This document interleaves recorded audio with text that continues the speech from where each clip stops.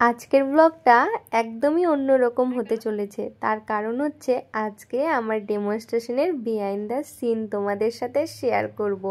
ঠিক আছে, তোমরা পুরো ব্লগটা দেখবে, স্কিপ করবে না কিন্তু। আর এই যে সকালবেলা ঘুম থেকে উঠে সব কাজ সেরে নিয়ে শুধু রান্না করিনি, তারপরে আমি মডেলের জন্য অপেক্ষা করেছিলাম। কেন রান্না করিনি সেটা তোমাদের সাথে পরে শেয়ার করছি।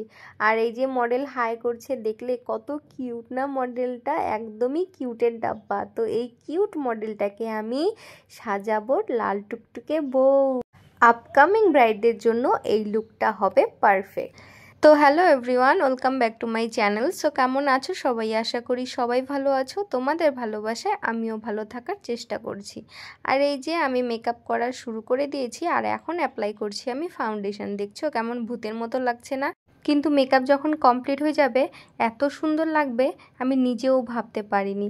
তোমরা লাস্ট সিনটার জন্য অপেক্ষা করো, দেখবে লাস্ট সিনটা এত সুন্দর লাগছে না মডেলকে। তো আর এই যে দেখতে পাচ্ছ এখন আমি করছি ফাউন্ডেশন হাইলাইট। আর হ্যাঁ গাইস, যারা তোমরা পুরো মেকআপ টিউটোরিয়াল দেখতে চাও, আমি তো এখানে পুরো মেকআপ টিউটোরিয়াল দেওয়া সম্ভব না যেহেতু এটা ব্লগ ভিডিও। তো মেকআপ টিউটোরিয়াল আমার ব্রাইডাল মেকআপ আর্টিস্ট কবিতা এই পেজটাতে আপলোড করা আছে, তোমরা গিয়ে দেখে নিও।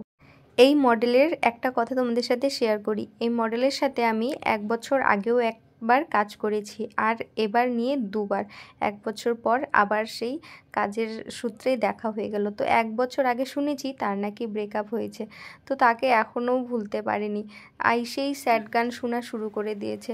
তো ওর মনে অনেক কষ্ট। তাই আমি ভাবি যে এত সুন্দর মেয়ের মনেও কেউ কষ্ট দিতে পারে? কি সুন্দর পুতুল পুতুল না? ছাড়ো, সবার মনেই একটু না হলেও কষ্ট আছে, সবাই লুকায় রাখে আর কি। যাই হোক, এই যে আমি এখন তোমাদের সাথে শেয়ার করি যে আমি রান্না করিনি কেন। মডেলকে লেন্স পরাবোর জন্যই আমি কিন্তু রান্না করিনি। কারণ রান্না করতে গেলেই লঙ্কা তো ধরতেই হবে, হলুদ তো ধরতেই হবে, লবণ তো ধরতেই হবে। আর আমি যতই ক্লিন করি না কেন হাতটা, তারপরেও না একটু ঝাল ঝাল হাতে লেগেই থাকে। পরে ওই হাত নিয়ে যদি আমি লেন্স পরাই তো মডেলের চোখে না জ্বালা করবে, যার কারণে আমি রান্না করিনি। অর্ডার দিয়ে দিয়েছি বিরিয়ানি, তো বিরিয়ানি চলেও আসে। দেখলে তোমরা যে আমরা খাচ্ছিলাম আর কি। খাওয়া দাওয়া হয়ে গেলে আবার কাজ শুরু। এই যে এখন পরাচ্ছি সিঁদুর। এই সিঁদুর পরানোর পরে যে মুখটা যা ফুটে ওঠে না, সেটা তোমাদেরকে আমি বলে বোঝাতে পারবো না। আর এই যে মডেল বলছে আমার সাথে তোমার বিয়ে হয়ে গেল। তারপরে এই যে দেখছো, আমি মডেলকে বললাম তুমি একটু হাতে আলতা পরে নাও, আর আমি তোমাদের জন্য কফি বানাই নিয়ে আসি। তো মডেল তাই করছে, আর আমি এখানে বানাতে এসেছি কফি।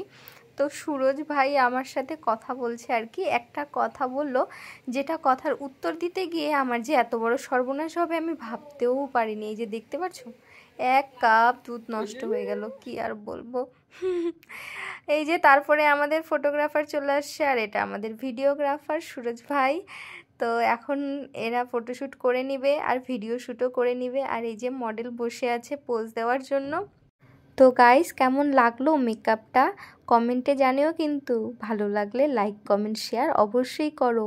আর হ্যাঁ, যারা তোমাদের বিশেষ দিনে এইভাবে সুন্দর করে সাজতে চাও অবশ্যই যোগাযোগ করো আমার সাথে। মেকআপ পেজটাতে নাম্বার দেওয়া আছে, সেই পেজে গিয়ে নাম্বার নিয়ে কন্ট্যাক্ট করতে পারো বা ইনবক্সও করতে পারো।